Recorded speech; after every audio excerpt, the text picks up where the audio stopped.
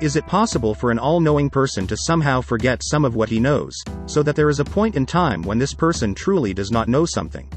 To me, that's a logical contradiction. A person who already knows everything cannot unknow what he already knew. But what if the same all-knowing person incarnate, and while in the flesh, he grows in wisdom as read in Luke chapter 2 verse 52, and does not know the coming of the Son of Man as mentioned in Matthew chapter 24 verse 36? Did this person genuinely not know? Or did this person pretend to grow in wisdom, and or pretended to not know? For some, they believe that this person genuinely did not know, and the reason for this is because he was in the flesh. Thus, somehow, the human nature that this person took caused him to forget things that he previously knew. To me, this belief is faulty. Why? Because it would come out that human nature acted like a limiter, or a suppressant for an all-knowing person, since it causes him to forget something, who by the way is also all-powerful. This would imply that human nature is really something that it can hold off and make an all-powerful and all-knowing person forget something. Would you worship an all-knowing, and all-powerful person, that it took only human nature to cause him to be not all-knowing?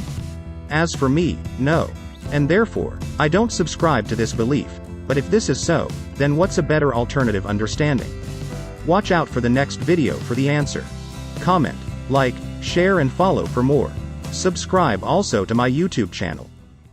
In my previous video, I did ask what is a better alternative understanding, so that the all-knowing person when incarnated did not pretend to not know as understood by Patripassianism, nor human nature did not act as a suppression agent, so that this all-knowing person genuinely does not know while in the flesh. Also in my previous videos, I did explain that the God seen in the old was the Son, and this Son was the one who incarnates. However, though was called God, he is not all-knowing nor all-powerful nor all-present. He is God by an account that his very essence is the essence of the Father. This essence is what we call God.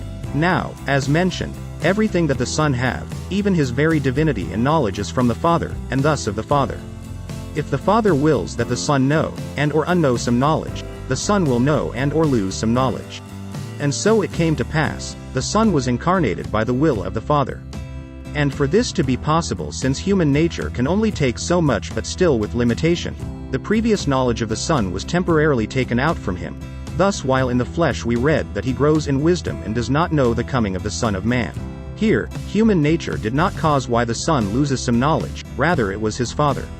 Now, does this make the Son lower God from the Father? The answer is no.